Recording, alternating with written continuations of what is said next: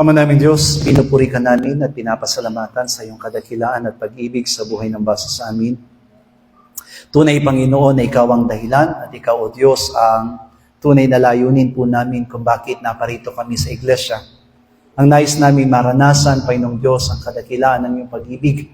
Tulad ng aming inawit, O Diyos, hindi ka nagbabago at hindi ka nagkukulang sa amin. That's why we are really praying, O Lord God, for the work of the Holy Spirit towards our lives, O God, sapagkat tunay na wala kaming magagawa kung kami hiwalay sa iyo. That's why anoint the lips of your servant at hayaan mo, Ama, na ikaw lamang ang aming madakila, ikaw lamang ang aming makilala, at sa pamamagitan ng katotohanan ay patuloy na idaloy mo ang buhay at idaloy mo rin sa amin, Panginoong Diyos, ang kalakasan ng aming mga spiritual. Pagpalain mo, Panginoong God, sa gabing ito ang lahat ng mga kamay na nagkaloob para sa iyong gawain. Ibalik mo ito ng siksik, nagumapaw, Panginoong Diyos, na pagpapala sa kanila.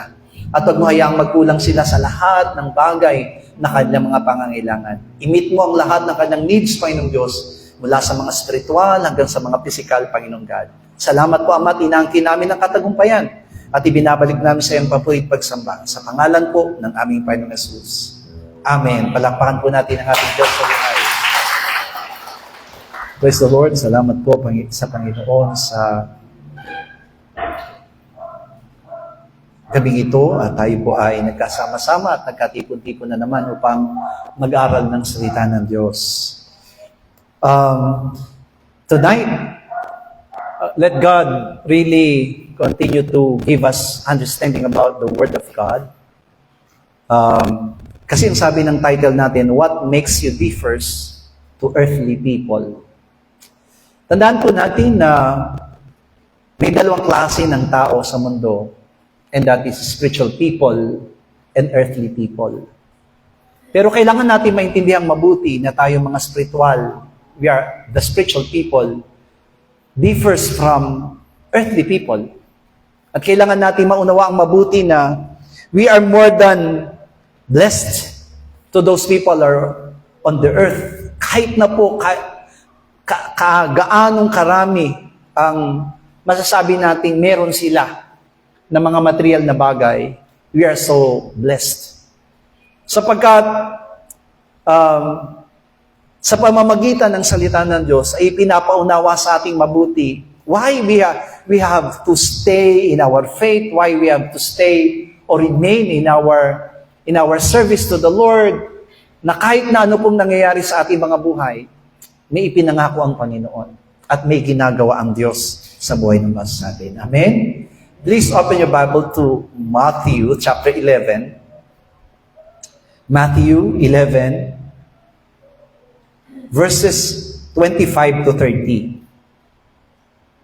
Mateo kabanatang 11, talata po'y 25 hanggang 30. Ganito po ang sabi niya, nang panahong yaon ay sumagot si Jesus at sinabi, Ako'y nagpapasalamat sa iyo, O Ama, Panginoon ng langit at ng lupa, na iyong inilihim ang mga bagay na ito sa mga pantas at matatalino at ipinahayag mo sa mga sanggol.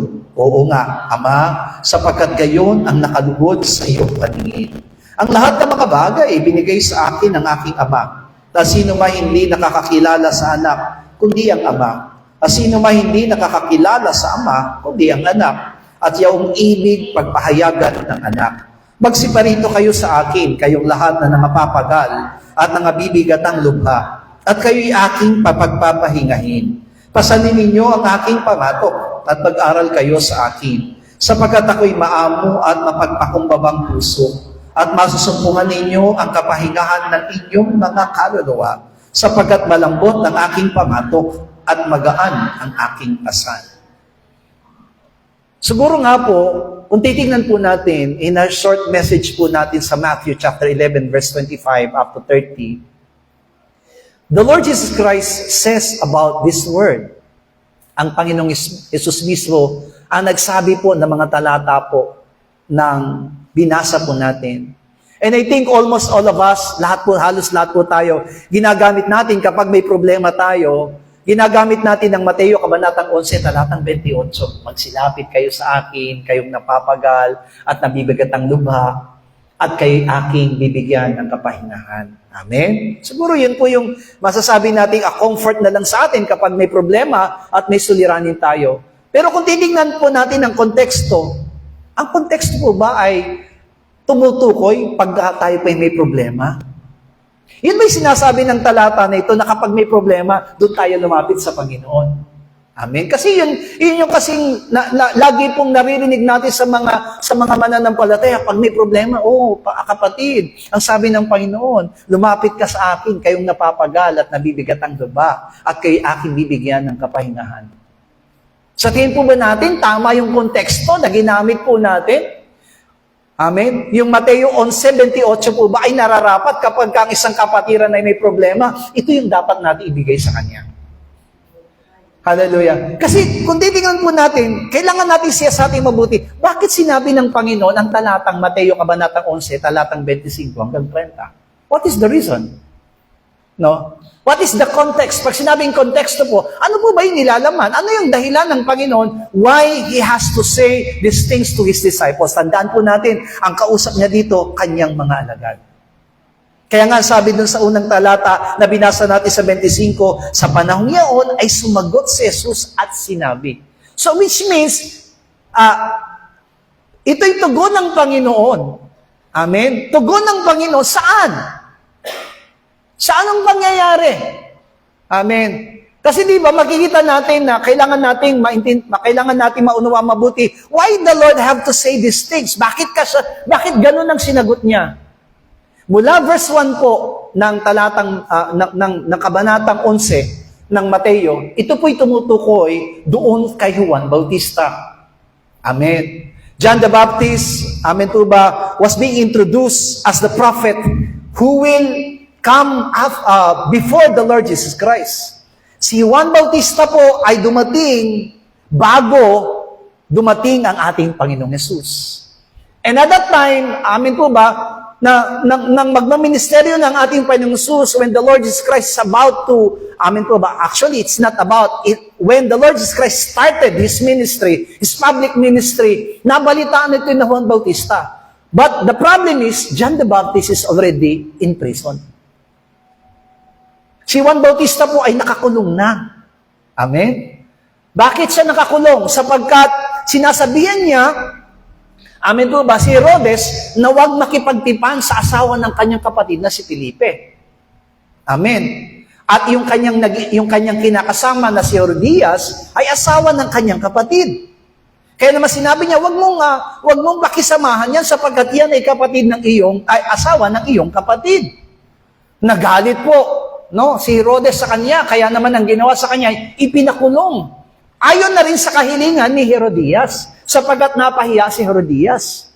Amen. Yung kabit mismo ni Herodes. Amen. So habang siya'y nakakulong, nabalitaan ni Juan Bautista na ang ating Panginoong Yesus ay nangangaral na. Remember, the reason why John the Baptist appeared is for the sake of the Christ. Ang dahilan kung bakit naparito at lumitaw at nabuhay si Juan Bautista ay dahil po sa pagdating to prepare the way of the Christ.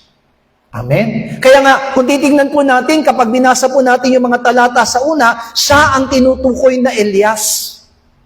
Before the Messiah, before the Christ will come, sabi niya dito, Elijah will come first. Darating muna si Elias. Amen po ba? At pagdating ni Elias, he will prepare the way so that the people, lahat ng mga tao po, lahat ng mga puso ng mga tao ay maihanda na sila po'y makapaglingkod at makapanalig kay Kristo. Amen? Kasi wala na, di po ba? Bago dumating ang ating Panginoong Yesus, of course, the Israel is waiting for the Messiah. They are waiting for yung tinatawag na Savior. Amen. Tagapagligtas. But actually, the most important thing po sa kanila, ang tumatatak po sa puso at isipan ng mga salita, darating ang isang hari na mula sa lahi ni David. No, someone who will be the king and will rise up and make the Israel to be uplift. Merong darating na isang maghahari na magtataas at magtatayo sa Israel. Kaya po, hinihintay po nila yung isang lahi po ni David na maghahari sa kanila. Pero ang pinakamalinaw lang, mga minamahal ko, that before that Christ, before that King, before that Messiah will come, Elijah will come. Elijah ba talaga ang darating? Si Elias ba talaga ang darating? No. Isang tao po na katulad ng ministeryo ni Elias ang darating. That he will prepare the way. Pero tignan niyo po, di ba? Kahanga-hanga si Juan Bautista sapagkat kahit na matanda siya, amen po ba, magpinsan po si Salaman, magpinsan po si Juan Bautista ang ating at si Jesus dahil po sa kanilang mga nanay na magpinsan din. Amen po ba? At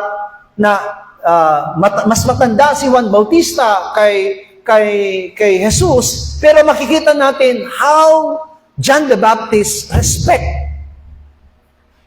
At masasabi po natin na, di po ba, only John the Baptist saw that dove that comes from heaven and bestow the blessing to Jesus Christ. And he heard the voice, "This is my son, whom I love and well please." Kaya nga, naunawaang mabuti ni Juan Bautista na meron talagang darating. Amen po ba? Na yung darating na yon ay mas dakila kaysa sa kanya. Mas makapangyarihan kaysa sa kanya. Nasabi niya nga po, di po ba, when the Lamb of God, amen po ba, come to His presence, ano sabihin po ni Juan Bautista? Sabi niya, di yata't ikaw pang pumaparito upang magpabautismo sa akin. Pero nung sabi ng ating Panginoong Jesus, hayaan mo na mangyari ang mga bagay nito ayon sa kalooban ng Diyos. Pero sabi ni Juan Bautista, siya na kordero ng Diyos, kahit na tagakalag ng sandalyas niya ay hindi ako karapat-dapat. I am not worthy. No? Kung titingnan po natin si Juan Bautista na amin po ba, kaya nga di ba sabi doon sa 11:11 ng Matthew na walang lumitaw na dakilang propeta. Amin po ba? There's so many great prophets from the Old Testament. Amen po ba? Pero sinabi po ng Matthew 11:11, sinong nagsalita? Ang ating Panginoong Jesus. Walang lumitaw na propeta na dakila kaysa kay Juan Bautista. Why? Because he makes himself humble. Amen po ba? Kaya makikita natin doon, mga minamahal ko, na iyon yung sinasabi ng ating Panginoong Jesus. Kaya nga sabi doon ay kapahingahan sa kaluluwa. Hindi kapahingahan. Yung problema po na nararanasan natin sa mundo, normal yan. Amen po ba? Kakambal na po ng buhay po natin ang problema. Bakit? As long as we are here in this world, there is really problem. Amen? Kaya, yung sinasabi ng Panginoon sa atin, hindi pala para sa problema. Hindi ko po sinasabi na, mali pala yung ginagamit natin yung salita ng Diyos kapag may problema. Okay lang yun, to encourage others. Amen po ba? Para mapalakas ninyo yung mga kapatiran, come unto me, those who are heavy laden, and I will give you rest. Amen po ba? Pwede naman. Amen po ba? Talagang iyon naman ang ginagawa ng Panginoon na kapag ikaw ay may problema, ang tanging malalapitan mo yung ating Panginoon. Pero ang nagiging problema kasi lumalapit lang tayo kapag may problema. Kasi, yun ang paunawa natin sa Matthew chapter 11, verse 28. Pero hindi po. Nung sinabi ng ating Panginoon, bago sa kapahingahan ng kaluluwa, ang sabi ng ating Panginoong Yesus sa mga alagad. Amen po ba? Anong sinabi ng Panginoong Yesus sa kanyang mga alagad? Niloob ng Ama na maihayag ang mga bagay na ito. Sabi doon ang mga bagay nito sa mga, sabi niya po, sa mga, hindi sa mga pantas, kundi ipahayag sa mga sanggol. Those who do not know anything. Sa mga sanggol, ibig sabihin, wala pong kinalaman o wala pang kaalaman, wala pang naitanim. Amen po ba? Kasi po tayo mga tao ngayon, the reason why it is really very hard for us to believe in the Word of God, kasi aminin natin hindi, marami nang naitanim sa atin. Kultura, tradisyon, relihiyon, amen po ba? Filosofiya, marami na natanim sa isipan natin. Kaya alam niyo po ba na nakakalungkot man isipin, kahit naman nananampalataya na tayo, minsan mas pinapahalagan natin yung mga bagay na yon kaysa sa salita ng Diyos. Mas madali nga natin paniwalaan ng multo kaysa sa Panginoon. Ang presensya ng multo, naniniwala tayo. Pero sa presensya ng Panginoon, nahihirapan tayo. Sabihin mo sa kapatiran, alam mo, narito sa ating kalagitnaan ng Panginoon. Pero alam niyo po ba na isang tao, kahit nag-iisa lang siya, mas naniniwala siya, may multo, natatakot ako. Amen? Totoo hindi? Mas naniniwala tayo sa multo kaysa sa Panginoon. Hallelujah. But the reality, ang naniniwala po tayo, ang bawsa po sa atin, amen, dapat tayong manalig na ang Panginoon lagi nating kasama. Hallelujah. Pero nararamdaman ba natin na lagi nating kasama ang Panginoon? Why? Kaya nasabi ko po sa inyo na it is really very hard for us to understand about the Word of God. Nahirapan tayong paniwalaan yung salita ng Diyos. Nahirapan nating panaligan yung sinasabi ng salita ng Diyos dahil marami nang naitanim sa atin. Kaya sabi ng Panginoon, unless a man be born again, he cannot see the kingdom of God. Kaya yan ang dahilan kung bakit kailangan tayo ipanganak na muli. Ano ibig sabihin? Babalik tayo sa pagkasanggol. Ang problema, Nung naging Kristiyano po ba kayo, nabura ba ang lahat ng itinanim sa inyo ng sanlibutan? Nabura ba? Di ba hindi? Actually, dinagdagan lang natin. Faith plus, amen po ba? Kaya di ba, anong sabi ni Santiago? Amen? Hindi ko alam kung sino yung hindi ko alam kung sino yung kausap ni Santiago. Di ba ba? Kasi nung nakipag-usap si Santiago, sabi niya, ipakita mo sa akin ang pananampalataya. Amen. Nakasama ng gawa. At ipapakita ko, di ba? Pananampalataya ng itself. At papakita ko naman sa iyo ang pananampalataya plus gawa. Hindi ko alam kung sino ang kausap niya doon. Kasi tayo mga mananampalataya, yan ang problema sa atin. Sabihin natin, kapag nagtanong po sa church ang pastor, sino ang lahat na may pananampalataya? Ang sasabi po tayo, lahat namin.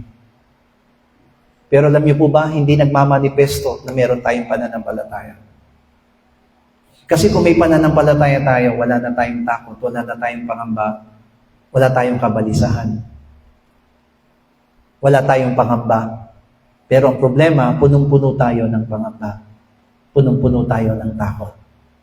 Amen? Kaya, this time, ang sabi ng Panginoon sa atin, ang sabi ng Panginoon sa salita ng Diyos ngayon ay, nagpapasalamat ako sa iyo, O Ama, Panginoon ng langit at lupa, na iyong inilihim ang mga bagay nito. Kasi gusto ko po maintindihan nating mabuti na merong sinabi ang Diyos ng mga bagay na ito. Di ba sabi niya, inilihim mo ang mga bagay na ito. Have you understand about the Word of God tonight? Ano po yung tinatawag niyang mga bagay na ito na inilihim ng Diyos? Nakuha po ba natin yung sinasabi ng salita ng Panginoon? Nararamdaman po ba natin yung sinasabi ng salita ng Diyos sa gabing ito na ano yung inilihim ng Panginoon sa mga pantas at sa mga matatalino? Ano yung bagay na yon? Yun po yung nagiging katanungan, yun po yung magiging katanungan sa atin sa gabing ito. Ano ba yung mga bagay na yon na maaaring nasasabihin natin na what makes me differs with other people in the earth? Ano yung pagkakaiba? Ano yung bagay na meron ako na wala sila? Tama? Kasi naniniwala ko, minsan masasabi natin, meron sila na wala tayo. Kasi yan ang lagi naririnig sa ating mga mananampalataya. Buti pa sila. Amen. Hallelujah. Buti pa sila. Ganyan-ganyan. Amen. Amen. Sana all. Amen. Yun yung naririnig sa atin. Pero hindi natin nakikita na meron pala tayo. Yun yung sinasabi po ng salita ng Diyos ngayon. Kasi di ba, ang ating Panginoong Hesus, hindi siya magpapasalamat kung walang ibinigay sa atin. And which is the peace in our soul. Yung tinatawag na kapahingahan ng ating mga kaluluwa. Hallelujah. Kasi di ba, lahat tayo, of course, kapag tayo po'y nagpupulit, sumasamba sa Diyos, we feel so joy. Amen? Sometimes nga, maraming mga mananampalatay naiiyak kapag umaawit sa Panginoon. Amen po ba? Minsan nga, nararamdaman natin na kapag, Pastor, amen po ba, hindi ako papayag na hindi kumadatnan ng praise and worship. Amen. Kasi gusto ko ang praise and worship. Amen. Nagiging masaya siya sa pagdating sa praise and worship. Walang masama doon. Nagiging masaya, talaga namang masaya kapag may praise and worship. Amen po ba? Pero ang problema, pagkatapos po ng worship service, hindi ka na masaya. Kasi wala ng worship service, wala ng praise and worship. Hindi po, di po ba? Kaya, yun yung, ang sinasabi ng Panginoon sa atin, paano mo mararamdaman yung tunay na kapahingahan ng iyong kaluluwa? Paano mo mararamdaman yung comfort ng Panginoon na sinasabi ng Panginoon, lumapit kayo sa akin, kayong napapagal. Totoo naman, di ba? Kayong napapagal at nabibigat ang luba. Amen po ba? Kaya sabi ng Panginoong Yesus, di ba? Sabi niya, mag-aral kayo sa akin. What is the Lord Jesus Christ? Si Jesus Christ walang makakain pero hindi siya na problema. Yung mga alagad ng Panginoon na problema na eh. Saan tayo kukuha ng mapapakain natin sa mahigit 5,000 kataong ito? Amen po ba? Kahit isang taong sweldo, hindi magkakasya. Sabi ng Panginoon, ilang ba ang pagkain na meron kayo? 5 tinapay at 2 isda. Dalhin niyo sa akin. Hindi sinabi ng Panginoon na, oo nga, problema yan. Amen? Hallelujah. Kanina pong hapon, tumawag po ako kay Pastor. Kasi may problema nga tayo sa Cebu. Amen. So, tinawagan ko si Pastor Joe. So, guess what? Anong sabi sa akin ni Pastor nung nasabi ko sa kanya? Amen. Sa tingin nyo, anong sinabi ni Pastor nung sinabi ko sa kanya yung problema? Amen. Ang sabi ba ni Pastor sa akin, sige, gagawa ko ng paraan. Ako nang bahala dyan. Hindi po. Ang sabi sa akin ni Pastor, nga may problema nga tayo uli eh. Yung problema ko, dinagdagan niya lang. Nung sinabi ko sa kanya, Pastor, ganito, amen, in-explain ko sa kanya, kasi yung lupa natin, kinukuha yung 1 metro mula doon sa bungad hanggang doon sa likod. Pastor, sabi ko, so malaki-laki yon yung kukunin nilang 1 metro na yon, sabi ko. Kaya kung hindi natin ipapasukat, sabi ko, ay malaki ang mawawala sa atin. Sabi niya, magkano? 8,000 pesos. Pagkatapos kong sinabi sa kanya na may problema tayo sa 8,000 pesos, nga alam mo, Pastor, meron tayong problema kay na Pastor Roy. Ha? Anong problema natin? Pastor, what? Sabi ko naman, Pastor, what is our problem? They need money. Why? Sabi niya, because, ano sabi? For the ID. Sabi ko, Pastor, bakit ganun? Kasi nung mga nakaraan, sabi ko, kapag nagbigay na tayo, kasama na doon ng ID. Kasi yung nang sabi nila, kasama ng ID, hindi pa daw. So ngayon, kailangan na naman natin, sabi niya, that's really my problem, how to provide that one. Sabi ko, Pastor, malaki ng problema yan. Kaya imbis na sabihin ko, sige, bigyan mo kami ng pambayad doon sa sabi ko, sige Pastor, I will talk to the church members and ask them for help para po maibigay yung 8,000 pesos sa Cebu para mapa-resurvey yung ating lupa. So sabi niya sa akin, okay, sige, ikaw nang bahala dyan. Amen? So ang hirap, di ba? Yung lumalapit ka para maibsan yung problema mo, dinagdagan ka niya. So, it's really problem. Sabi ko, pero hindi ako papayag. Amen po ba? Na kahit na gano'n ang nangyari, sabi ko, all things work together for good. Hallelujah. At least, sabi ko sa kanya, the reason why I just call you is for you to know, sabi ko, para alam mo rin kung ano yung problema. Kasi mahirap naman na, sabi ko, di ba, na gagawa agad ako ng hakbang na hindi man niya nalalaman. Hallelujah. So, mas maganda rin yun. Sabihin ko sa kanya, kung sasabihin niya sa akin na, okay, magpa-survey. Hindi. Sinabi ko sa kanya, kailangan magpa-survey. Sinabi niya, okay, sige, magpa-survey.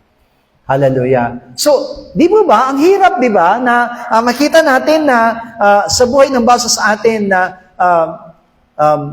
yung lalapit ka doon sa alam mong may ibsan yung problema mo, dadagdagan pala.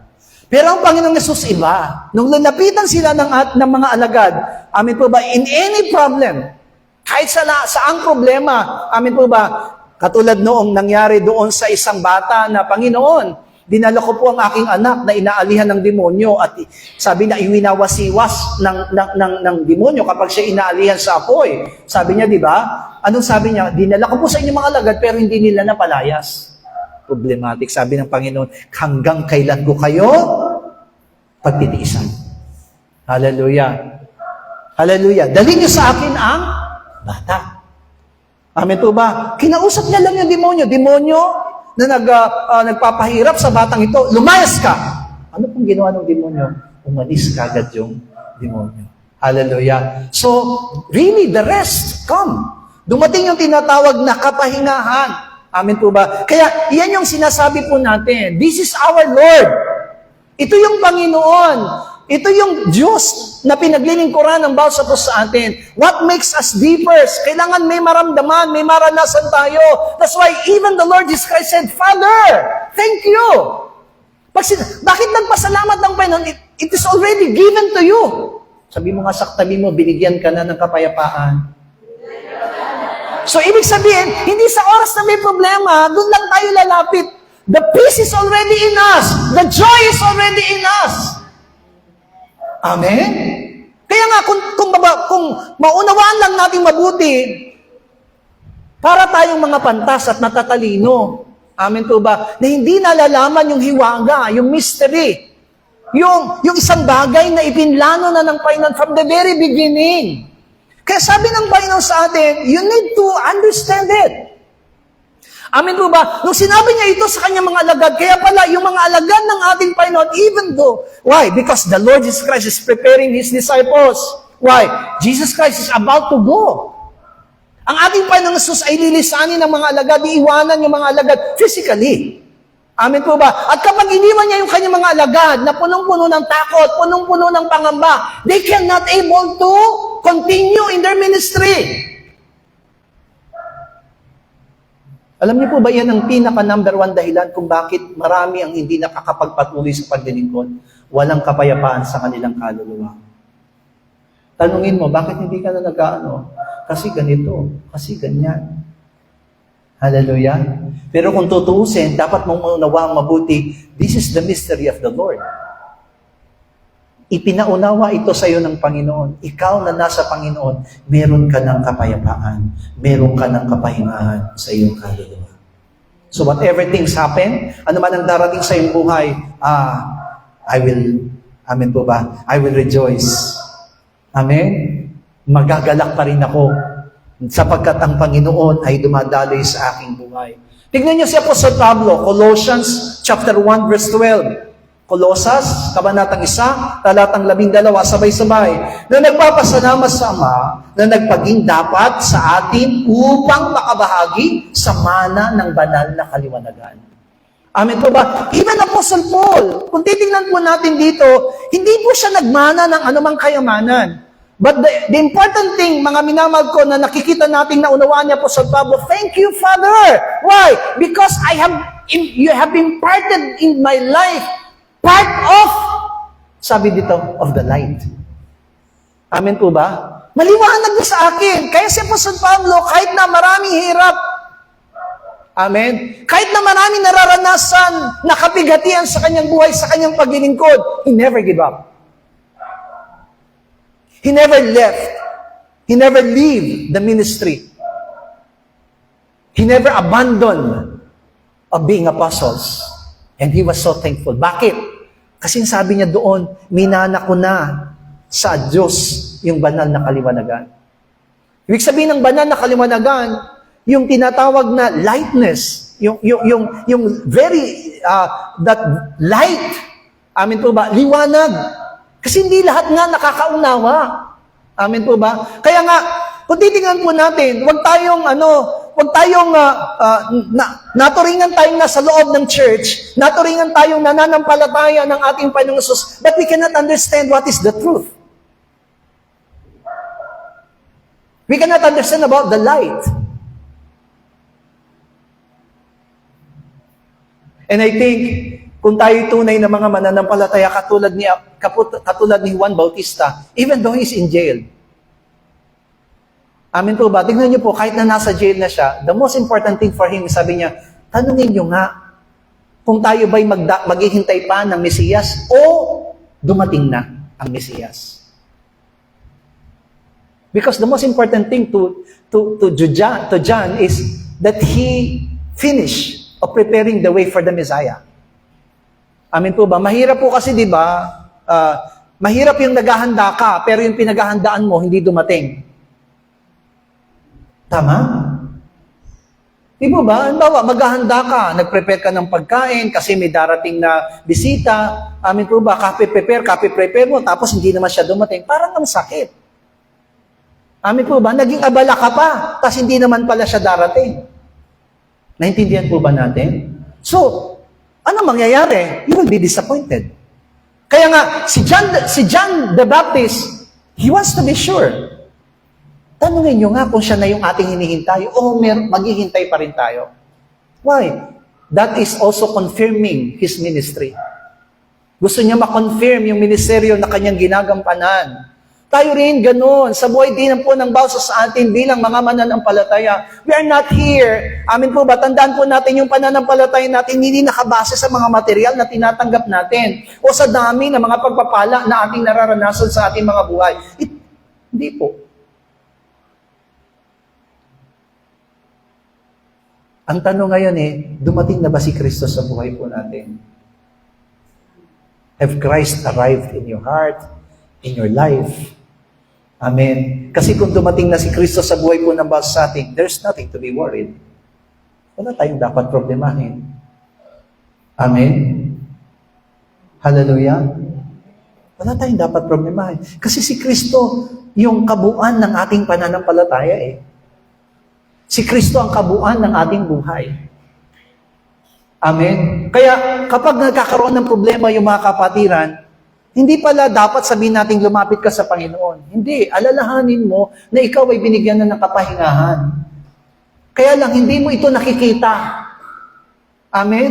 Baka hindi mo palang naintindihan. Kaya nga sabi doon, we need to go back. Amen po ba? Kailangan nating bumalik sa pagkabata. Amen? Maging zero muna tayo. Kasi di ba katulad noon, alam niyo po ba na before I became a Berean, solo lang po ako sa ministeryo. Pag sinabing solo, independent talaga siya. Pagkatapos ko mag-graduate, wala akong ibang inaasahan. Of course, uma-attend ako ng mga seminars, uma-attend din ako ng mga conference. Amen po ba? Kasi parang feeding yun Gusto mo ma-feed, gusto mo mapakain yung kaluluwa mo. So, kailangan mo rin yun. Amen po ba? Pero, iba pa rin kasi yung merong nangangalaga sa'yo. Amen? Kaya, nung dumating sa pagkakataon na nagkaroon ng Berea, amen po ba? Nagpasalamat ako sa Panginoon. Bakit? Kasi, na-feed ako ng gusto. Nadagdagan yung aking kaalaman. Amen? Tignan niyo po, nadagdagan yung aking kaalaman. But the problem is, after Berea, may dumating na teaching sa atin. So, nahirapan na naman akong i-reconcile yung teaching na tinanggap ko sa Berea kasi iba na naman yung tinanggap ko. Amen po ba? So, ibig sabihin, ang nangyari pa sa akin ay ito. Taglay ko ang Berea teaching, taglay ko yung Che teaching ni Pastor Che. So, dalawa na ngayon yung naglalaban. Amen. Ginagawa ko ngayon, kung ito'y tinik, aalisin ko. Kung ito'y laman, kakainin ko. Amen po ba? Ganun na lang ginagawa, pero nakakalito. Amen po ba? Pero anong dapat gawin? You have to remove everything. Alisin mo ang lahat ng bagay at bumalik ka doon sa salita ng Diyos. And which is really the best thing that we should do as Christian bilang mga mananampalataya. Kapag nababalisan na po tayo, mali ito. Amen po ba? Kailangan sabihin natin mali ito kasi hindi ito yung sinasabi ng salita ng Diyos. Why the Lord Jesus Christ came? Bakit dumating si Jesus? Para bigyan ba ako ng problema? O para bigyan ako ng kapayapaan? Bakit dumating si Jesus? Para alisin sa akin ng kagalakan o bigyan ako ng kagalakan? Amen? Bakit dumating si Jesus? Para pahinain ba ako o palakasin ako? So, kung titignan po natin, mga minamahal ko, tayo mismo yung gumagawa ng sarili nating problema. Hallelujah. Kasi bakit? Amen po ba? Kung tutuusin po, dinadagdagan natin yung katotohanan, yung kaliwanagan. Kaya nga, sa Pablo, sapat na sa kanya yung banal na kaliwanagan sa kanyang buhay. That is the most important thing in his life. Amen po ba? Kaya walang naipagmalaki si Apostol Pablo na nagawa ko ito, naganap ko ito, natanggap ko ito. Wala po siya. Ano po ang sabi niya po sa Pablo? Ang tanging ipinagmamalaki ko lang ay ang aking kahinaan. Dahil alam ko na sa oras ng aking kahinaan, si Kristo ang aking kalakasan. Hallelujah. Lahat nga po na nangihina, magsabi ng amen. Kung nangihina tayo, meron tayong kalakasan. And that is mystery. Hindi yan naiintindihan ng mga nasa sanlibutan. Hallelujah. Hindi yan naiintindihan. Kaya nga, yung problema po natin, hindi yan magkakaroon ng solusyon kapag may problema tayo. Bago dumarating ang problema, meron ng solusyon. Ibinigay na ng Panginoon sa atin. Hallelujah. That's why, anything that happens into our lives, ano man ang darating, ano man ang mangyayari sa ating mga buhay, it doesn't affect me. Hindi ka papayag na maapektuhan ng pananampalataya mo. Why? Because Jesus Christ is my peace. Jesus Christ is my joy. Ngayon, kapag iniwan natin yung gawain, iniwan natin si Kristo, iniwan natin ang kagalakan, iniwan natin ang kalakasan, iniwan natin ang pagpapala sa buhay ng basa sa atin. Amen?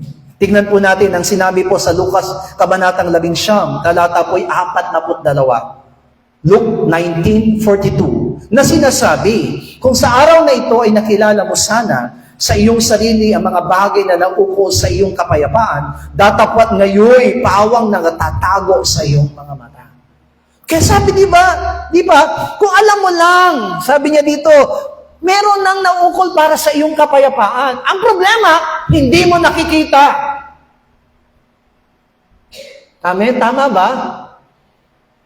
Minsan tayong mga mananampalataya, we are blind. Para tayong mga bulag. Sabi nga, mas mahirap pa daw, buti pa daw yung bulag. Amin po ba, hindi daw nababangga. Pero yung mga nagbubulag-bulagan, madalas nababangga. That is really what is really happening to us. Amen. Nadirinlan yung ating mga mata. Amen po ba? Sabi niya dito, his own people cannot able to see the truth in Jesus. Amen. Nung dumating si Jesus, amen po ba, naging malaking puwing ang ating Panginoong Jesus sa Israel. Hallelujah. Sino ba si Jesus sa inyong buhay? Nung dumating si Jesus sa inyong buhay, sino si Jesus sa inyong buhay? Si Jesus ba ay display lang natin? Si Jesus ba ay props lang natin? Si Jesus ba ay mga accessories lang natin? Amen po ba? Tandaan natin, hindi natin accessories, hindi natin kasangkapan si Jesus. Jesus is our everything. Siya ang lahat sa buhay po natin. Amen? Kaya kailangan, amen po ba, we need to really to be humble. Kaya nga sabi doon amen po ba, yung susunod na talata, pagkatapos na binanggit si Juan Bautista, ang sabi doon, it's about Sodom and Gomorrah. Bakit? Yung Corazin na sinasabi, ayaw magsisi. Bakit? Pag sinabing ayaw magsisi, because they do not want to accept the truth. Ayaw nilang tanggapin ang katotohanan. Kaya sabi niya, pagdating ng araw na paghukom, sabi niya, ang tatayo na huhukom sa kanila, yung Sodom at Gomorrah. Hello? Hallelujah. So, kaya sabi dito, even his own people, amen. Pag sinabing his own people, amen po ba, we're not talking about Israel. Sa gabing ito, sino po yung tinatawag niyang his own people? Tayo, church. This is really the problem. Alam niyo po, yung pinakamalaking problema ngayon sa loob ng iglesia, nasa loob tayo ng church pero wala tayong pananampalataya. We do not believe in any promise of the Lord. We do not believe in any word of the Lord. Hindi natin pinapanaligan ng salita ng Diyos. That's why we are blind. Amen po ba? Kaya di ba, maraming ganyan sa loob ng church. Amen po ba? They are still living in the world. Amen po ba? Ibig sabihin, you are blind. Amen po ba? Sapat na si Kristo. Di ba? Meron tayong kanta ganyan, He is more than enough for me. Sapat na si Kristo sa buhay ng basa sa atin. Amen? Hallelujah. Kung pamimiliin tayo, kayamanan o si Kristo, anong pipiliin po natin? Patawarin mo ko, Panginoon. Hallelujah. Kung papipiliin tayo, amen po ba, mahal natin sa buhay si Kristo. Amen po ba? Actually, hindi naman po tayo pinagdadamutan ng Panginoon. Pero ang ibig sabihin lang nito, yung total, yung kabuuan ng hinahanap natin, nasa atin na. Hallelujah. Alam niyo po ba na lahat ng katugunan ng ating panalangin, we are already holding. Yung kapangyarihan po ng katugunan ng ating panalangin, sa opo, nanggagaling yan sa Diyos. Pero actually, sabi ng Panginoon, kapag ikaw ay nanampalataya at hindi nagalinlangan, ano man ang hilingin mo sa iyong pananalangin, sa aking pangalan, ito'y pagkakaloob sa iyo. Ano ibig sabihin? Binigay na o ibibigay pa lang? Actually, ibinigay na. Kaya lang hindi ibinibigay dahil nag-aalinlangan tayo. Tama? Positively, kailangan maintindihan natin mabuo nga. Bakit nga ba? Amen po ba? Already! Sabi ng Panginoon, kapag ikaw ay manalangin at hindi ka nag-aalinlangan, amen po ba? Kung ito'y ipapanalangin mo na may pananampalataya sa aking pangalan, tatanggapin mo. Matthew chapter 7, lahat ng kumakatok, pinagbubuksan. Lahat ng humahanap, nakakasumpong. Meron bang sinabi ng Panginoon, hindi ko tutugunin ang inyong mga panalangin? No. Hallelujah. Kapag binasa natin ang salita ng Diyos, why God did not answer the prayer of the Israelites people? Because of their stubbornness. Di po ba? Tandaan po natin, ang Kanaan, ipinrepair na ng Panginoon para sa Israel. Tama? Binigay na po yan. Alam niyo po ba na bago pa lang sila pumunta sa Kanaan, pinrepair na ng Panginoon yon. That's why He blessed lahat ng mga plants, lahat ng meron ng mga sa Kanaan, pinagpala na ng Panginoon. Bakit? In preparation for His own people. Pero bakit nahirapan ng mga salita na kunin ng Kanaan bilang mana? Because of their stubborn. Kasi sa kalagitnaan ng kanilang paglalakbay, nagduda sila. Sa kalagitnaan ng kanilang paglalakbay, mas gusto pa nilang Egypt kaysa sa Diyos. Amen? Hallelujah? At yan ang nangyayari sa mga mananampalataya. Di po ba? Mas pinipili natin ang iba kaysa sa Panginoon. Hallelujah? Hindi ba damot ang Diyos? Tayo ang problema. Nasa atin ang problema. Hallelujah. Tignan niyo po, 1 Corinthians chapter 1, verse 21. Unang Korinto, kabanatang 1, talatang 21, sapagkat yamang sa karunungan ng Diyos ay hindi nakilala ng salibutan ng Diyos sa pamamagitan ng kanyang karunungan. Ay kinalugdan ng Diyos na iligtas ang mga nagsisampalataya sa pamamagitan ng kamangmangan ng pangangaral. Di ba? Sabi sa Romans, the gospel for others is, nothing. Amen po ba? Para sa iba, para sa mga hindi mananampalataya, ang ebanghelyo ni Kristo ay kamangmangan. Pero nung sabi niya po sa Pablo, pero para sa ating mga mananampalataya, ang ebanghelyo ay kapangyarihan ng Diyos. That's why those who will understand the Word of God have power. Amen. Amen. Kaya nga, ngayon, hindi na tayo magtataka eh. Wag niyo pong sabihin na, buti pa si pastor, naintindihan niya ang salita ng Diyos. I do not also understand about the Word of God. But that is really the blessing of the Lord to us, not only to me.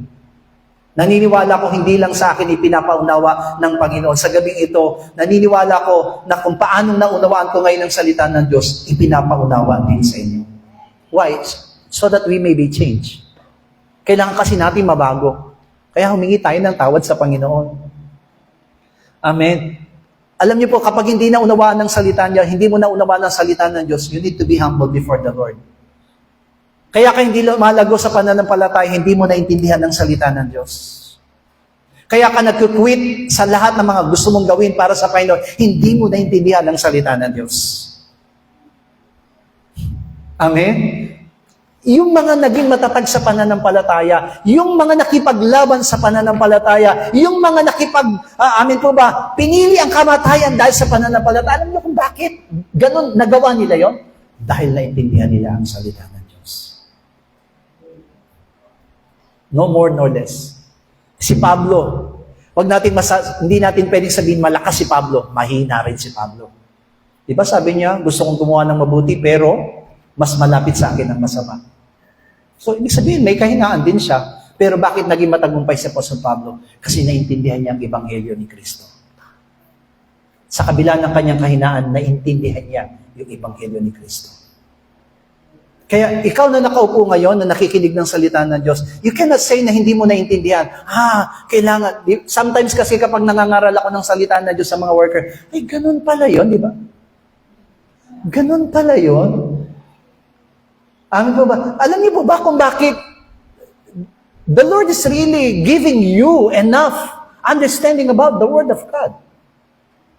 Kasi naniniwala ko, hindi lang sa akin ipinapahayag yun ng Panginoon. Kaya alam niyo po ba, na habang binabasa ko kaninang umaga ito, yung talata natin, and when I was reviewing, sabi ko, Lord, bakit sinabi mo doon sa lata, at sinabi ng Panginoon, sabi niya dito, buti, nagpapasalamat ako sa iyo, sapagkat inilihim mo ito sa mga pantas at matatalino, at ipinahayag mo sa mga tulad ng sanggol.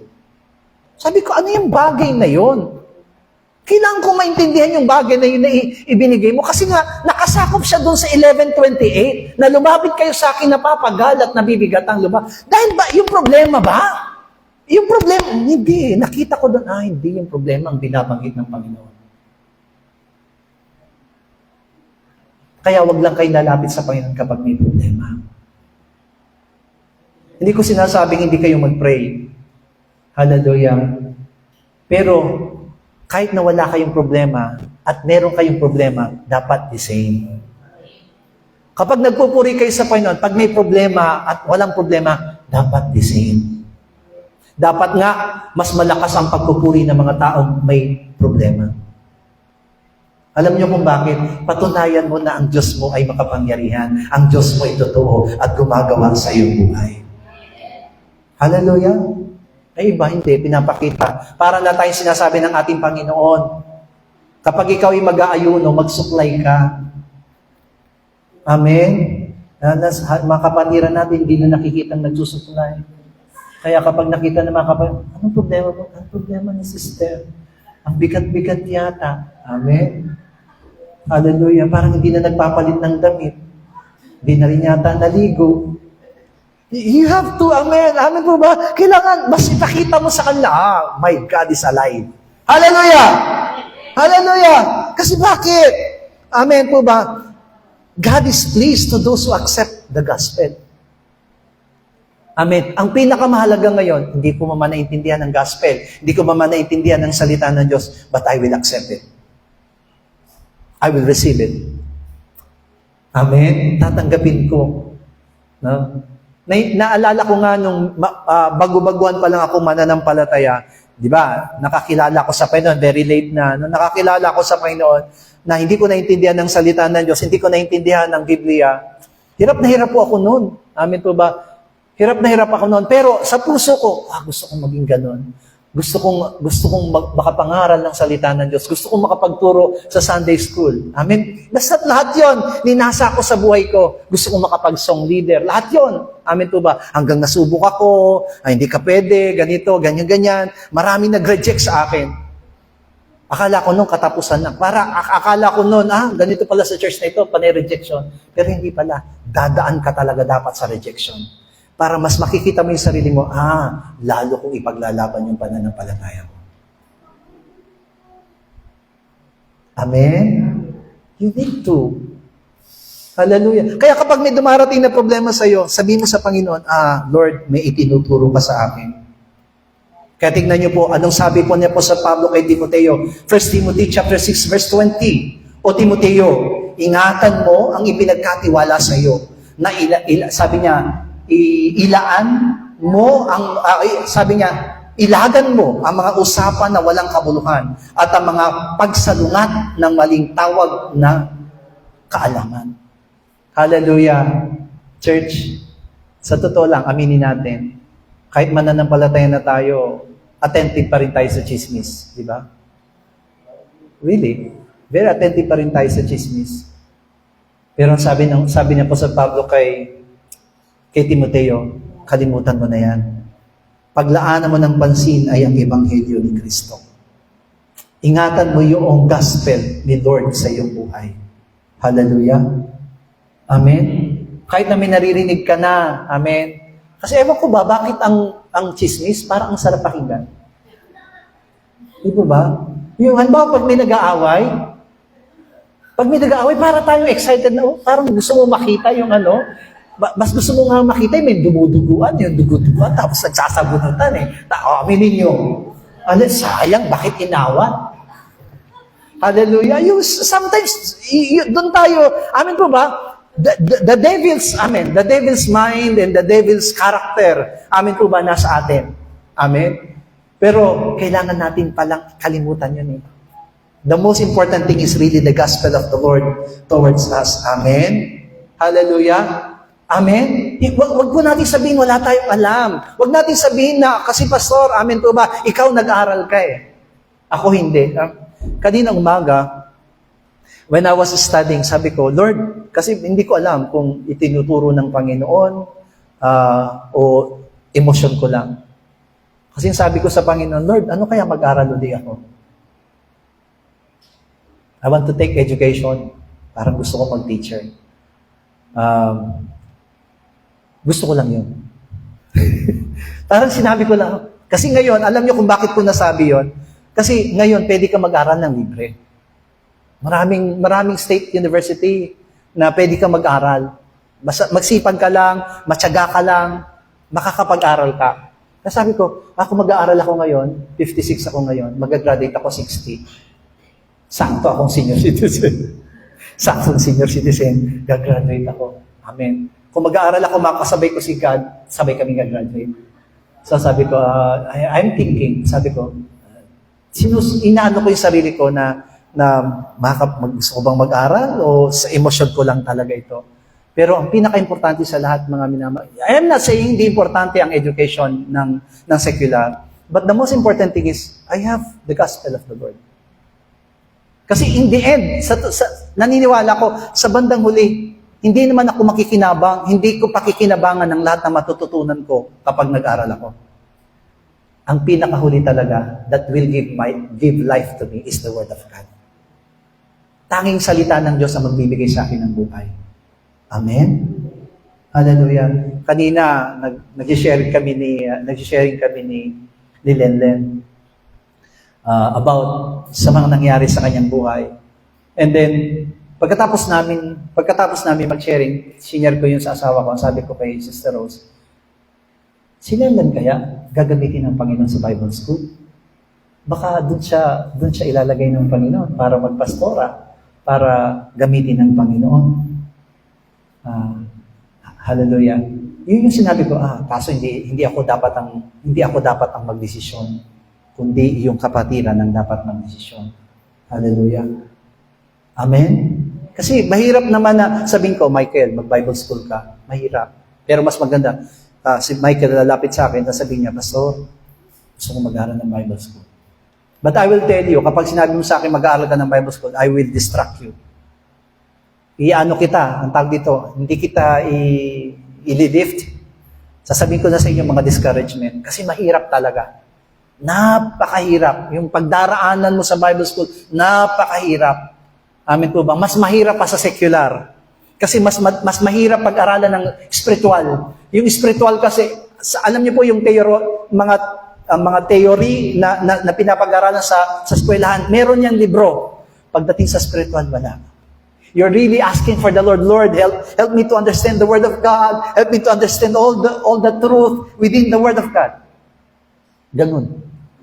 Amen po ba? Dudugo yung utak mo. Hallelujah. Lalo na pagdating sa theology, dudugo yung utak mo. Professor mo, kalaban mo. Amen. Kaklase mo, kalaban mo. Naglalaban-laban kayo pagdating sa Bible school. Naglalaban-laban kayo. Kaklase mo, parang hindi na siya born again. Opo. Kasi bakit? Ipaglalaban niya yung kanyang katuwiran. Ipaglalaban niya yung kanyang pangunawa. Hallelujah. But in the end, kailangan bumalik kayo dun sa katotohanan. Ganun sa Bible school. Kaya maraming demonyo sa Bible school. Ito sabihin ko po sa inyo. There's so many demons. Kaya nga, di ba, ilan sa mga klase namin inalihan ng demonyo? Nag-worship service kami. Amin po ba yan? Ganyan, nag-worship service kami. Bigla na lang, nag-iba na siya. Di ba na yung sinasabi niya? Amen. Sinasabi niya, ikaw, gano'n na. Natakot kami kasi, ikaw, sinipingan mo si nagsiping kayong dalawa, gano'n na. Ikaw, tinuro niya lahat ng kasalanan ng mga kaklase namin. Nagulat kami. Tapos yung kaklase namin, babae, umiiyak na, opo. Totoo nga. But that is really the works of the demons. Opo. Hallelujah. Tapos bigla na lang tumayo yung sa kaklase namin. At sabi nung sa kaklase namin, nirape po ako ng bayaw ko, nirape ako ng tatay ko, nirape ako ng kuya ko. Tatlo ang nang-rape sa kanya. Nagulat kami kasi hindi dapat yun sinasabi. Kasi di ba, hindi lahat ng tao makakaunawa tungkol sa kanyang kalagayan. They will judge her, di ba? I-judge siya. Pero, iba na to. Tapos yung sa kaklase namin, lumilipad ako, lumilipad na.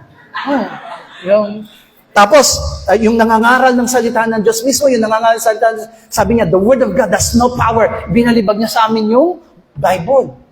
There is no power on that Word. Sabi namin, iba na to. That's why lahat kami, umiiyak kami. Amen po ba? We are crying and praying for them. Pinapadalangin namin sila. Ganon katindi sa loob ng Bible School. Kala niyo ba panay santo yung nasa loob ng Bible School? Hindi po. Diyan kayo nagkakamali.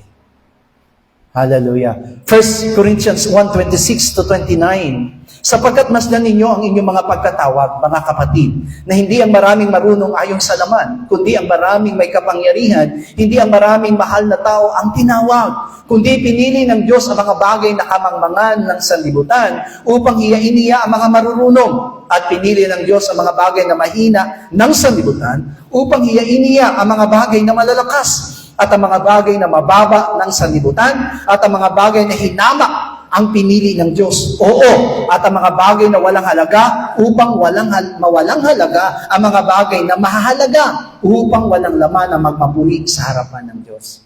Ang sabi niya po sa Pablo dito, hindi lahat ng tinawag marurunong. Hindi lahat ng tinawag bihasa. Mas tinawag ng Panginoon ng walang kaalaman. Maihina. Bakit? Para daw ipahiya ang marurunong. Hallelujah. You see, when you understand the Word of God, masaya kayo dapat. Pag naintindihan niyo pong salita ng Diyos, para kayong nakasumpong. Di ba? Sabi nga po, di ba? The kingdom of God is like a person who found a great treasure. Amen. Kaya kung sa gabing ito, naintindihan mo yung salita ng Diyos, dapat magpasalamat ka, magbunyi ka sa Panginoon. Salamat, Panginoon, ipinaunawa mo sa amin ang salita ng Diyos. I became a infant. Sanggol. Naging sanggol ako ngayon. No, ibinigay mo sa akin yung pangunawa. Inilipat mo sa akin yung pangunawa. And that is really gives you peace in your soul. Kapayapaan para sa iyong kaluluwa. Hallelujah. Kasi masarap. Alam niyo po, ang kasarapan na naglilingkod sa Panginoon, yung naintindihan mo kung ano yung ginagawa mo. Naunawaan mo kung anong paglilingkod na meron. Kaya pala ganun ako kagalak sa Panginoon. But everything's happened. Ano man ang mangyayari sa buhay po ng basa sa atin. Amen po ba? Sabi nga po, this is the secret of wisdom. Amen po ba? That is the secret of wisdom. Yung salita ng Diyos, amen po ba, matagal na naisulat. Pero yung pangunawa, ngayon pa lang na ipapasa sa atin. Amen? Doon nag-iisip ako, sabi ko, Lord, paano kayang uunawain ng salita ng Diyos? Paano kayang maipapaliwanag ang salita ng Diyos? Pinoproblema ko, sabi niya, hindi mo dapat problemahan. I am the one who will give you. Ako magbibigay sa iyo. Hallelujah. That's why, every time that we hear the Word of God, ask the Lord, Lord, help me to understand the Word of God. Pero kapag may laman ang isip natin, hindi mo maintindihan ang salita ng Diyos. Subukan mo. Kapag nakinig ka ng salita ng Diyos, yung problema, iniintindi mo, yung pinoproblema mo yung problema mo, nothing, walang pumapasok.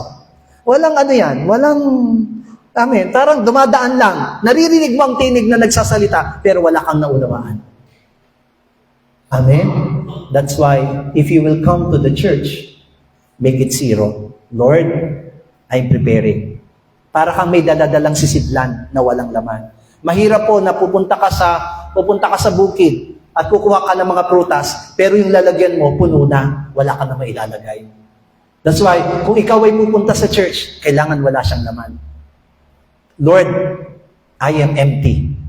Fill me with your word. Hallelujah. Para kang pipitas ng lahat ng mga prutas. Amen po ba? Sa gabing ito, sabi ng Panginoon, di ba? From now on, sabi niya kay Eva at Adan, you will go out from the Garden of Eden. And the Lord closed the Garden of Eden. Bakit? Kasi para hindi na nila makain yung bunga ng nagbibigay buhay. Amen? Kaya hindi na nila pwedeng kainin. Amen po ba? That's why, whether we like it or not, or understand or not, si Adan at si Eva, nung namuhay sila sa labas ng Garden of Eden, they are dead.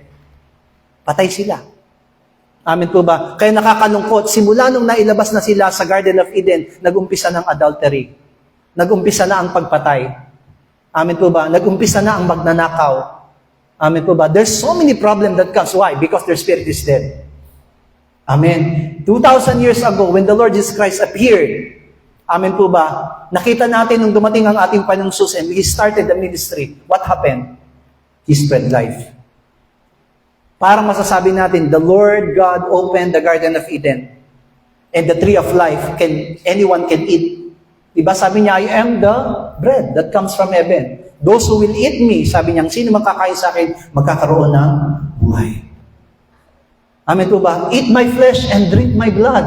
Amen po ba? For those who eat and drink my blood will have eternal life.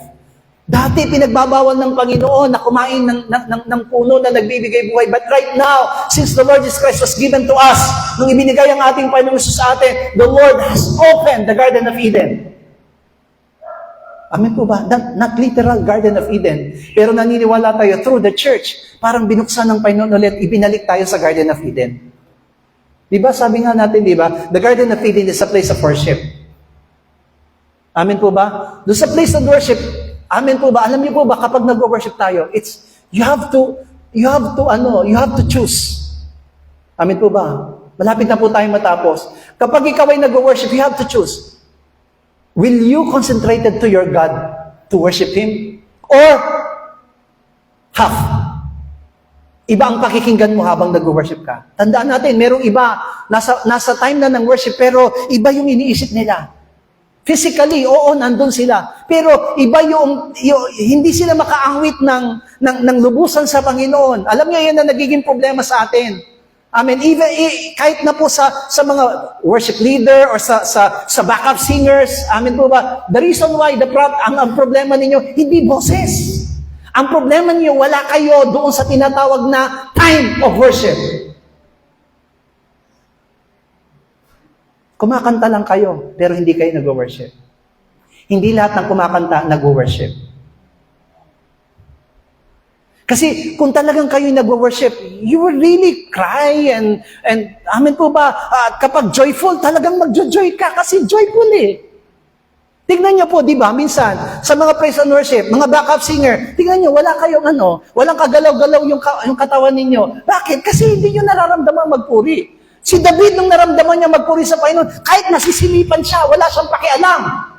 Kasi ang importante sa kanya, nagpupuri siya sa Diyos. Hallelujah! Ganyan din ang tayo mga mananampalataya. Sometimes, yes, we are in the worship. Alam niyo po ba sa Garden of Eden, yan ang naging problema? Sabi ng Panginoon sa kanila, this is your worship. Do not eat the fruit of the knowledge of good and evil. Which means, you have to choose me. Hallelujah! Tandaan natin, Garden of Eden is a worship place. Pero nung ginawa nila, they choose the one that God prohibited to them. Mas pinili nila yon. Amen po ba? Bakit? Mas pinili nila yung tinig ni Satanas. Amen? But right now, the Lord has opened the Garden of Eden. Sabi ng Panginoon sa atin, eat me, eat me, eat me. Hallelujah?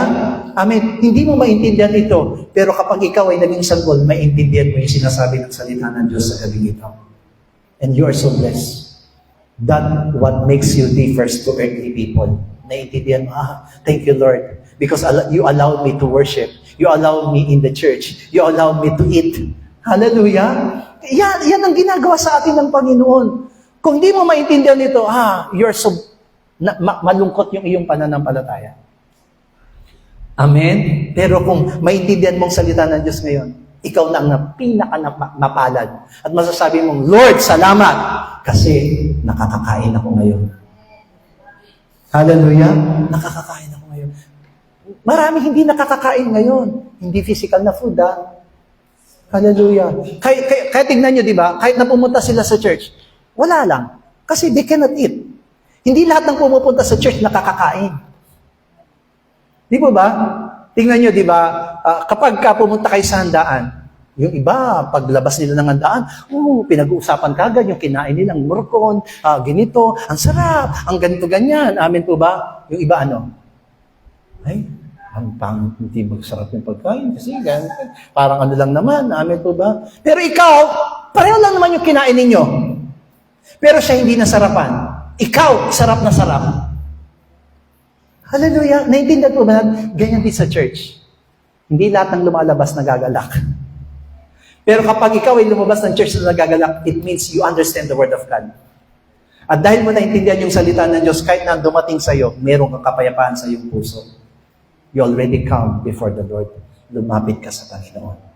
Amen? Kaya sabi niya, learn from me. Ang Panginoong Yesus, hindi natin nakita na naging malungkot siya sa nangyari sa kanyang buhay. But He was so happy.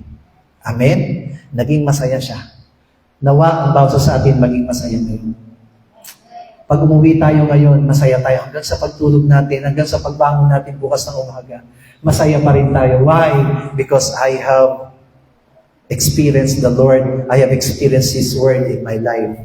Amen? Actually, marami pa sana kasi napakahaba po nito Hallelujah. But, I know naman na kailangan nating tumupad dun sa oras. Amen po ba? Pero kung gusto niyo hanggang alas 12, kaya po natin to. Hallelujah. Mag-overnight po tayo. Kaya. Because I think, di po ba? Sabi nga ng Panginoon hindi ito ipinapaalam sa marami. Amen po ba? Ipinapaalam lang ito dun sa mga isip at puso ay katulad ng isang sanggol. Hallelujah. Gusto mo ba maraming pera? Ang maraming pera nauubos. Gusto mo ba maraming pagkain? Ang maraming pagkain nagkakasakit. Pero kapag marami kang salita ng Diyos, pinagpala kang lubos. Hallelujah. Kasi si Kristo yung nabubuhay sa'yo. And He will give you the rest of your soul. Amen po ba? Yan ang pinakamahalaga sa lahat. Kapayapaan at kapahingahan ng iyong kaluluwa. Hallelujah. At yan ang wala ang sanlibutan. Sa totoo lang, ang Pilipinas ngayon, walang kapayapaan. Ginugulo ng China. Amen? Sa totoo lang. Amen. Kagabi, nung nanonood kami ng TV, di mo ba, bago tayo magtapos, gusto ko lang i-share sa inyo, na-share ko kasi sa sister wife ko, sabi ko, Sweetheart, paano kaya kung tayo yung nasundalo na yon na inaasar ng hinahamon ng palakol. Amen. Kasi if you will see the video, hinahamon ng palakol, hiniwa yung ating inflatable boat, di ba? Talagang hiniwa. Pero sobra yung pagtimpi ng mga sundalo natin. Pero sabi ko, kung ako kaya nandun, kaya ko kaya magtimpi? Sakay kaya natin ko si RB, tapos si Sister, tawag dito, Sabel. Amen po ba? Sama na rin natin si Ate Vicky. Hallelujah. Sa tingin nyo, kaya magtimpi? Hallelujah. Subukan nyo lang. Hallelujah. Kasi kahit ako, masasabi ko, baka magalit ako. Amen? Sobra. Hallelujah. But thank God. Amen po ba? Kasi naniniwala ko, hindi lang yung problema ng Pilipinas, problema rin natin yun Pero lumapit tayo sa Panginoon. Hallelujah. Ilapit natin lagi sa Panginoon ang ating bansa. Hallelujah. Huwag kayong magsawa na manalangin para sa ating bansa. Sabihin nga natin, oh my soul, thank you for the peace. Oh my soul, thank you for the peace. Oh my soul, thank you for the peace. Oh my soul, thank you for the peace. Yung kagalakan na yun, yung kapayapaan na yun, nasa iyo. Nasabi mo nga sa katabi mo, peace be with you. Amen po ba? Tayo pong lahat ay tumayo sa oras na ito. Amen. Sa pagtayo po natin sa harapan ng Panginoon, can we sing one song to the Lord before we will pray the Lord's Prayer? Hallelujah. Sister Jen, At yung kinanta natin kaninang worship, amen. Opo. Sige, kantahin po natin ulit yun. At habang inaawit natin ito sa Panginoon, uwi tayo na may pagpapasalamat sa Diyos because He's our peace. He's really our joy. Amen. Praise the Lord. Buksan natin ang ating mga puso at ang ating kaisipan. Haring nagmagal ng tulad ko, ginawa mong lahat, pag-ibig mo ay tapat at wagas. Sabay-sabay tayo, O Diyos! O Diyos, wala nang papantay sa Kristo. Yes, God! Sa lahat ng panahon, Diyos ka! Yes, God! Hallelujah! Sa lahat ng oras, nariyan para sa akin, Panginoon. Ikaw ang tunay na dakila sa mundo. Worship the Lord! Ikaw ang haring nagmagal ng tulad ko. Ginawa sa buhay ko. Sundin ang loob mo! Sundin ang loob mo! Iparinig ang nais mo. Worship God! Sa lahat ng panahon sa buhay ko. Sa lahat ng oras, sa lahat ng panahon, Diyos ka sa akin. Sa lahat ng oras, nariyan para sa amin, tanging sandigan, nariyan para sa amin, Panginoon Jesus, maghari ka, ilangit ka sa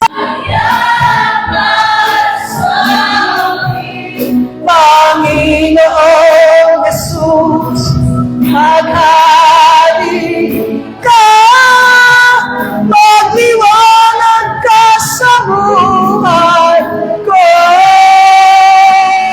Aming Ama.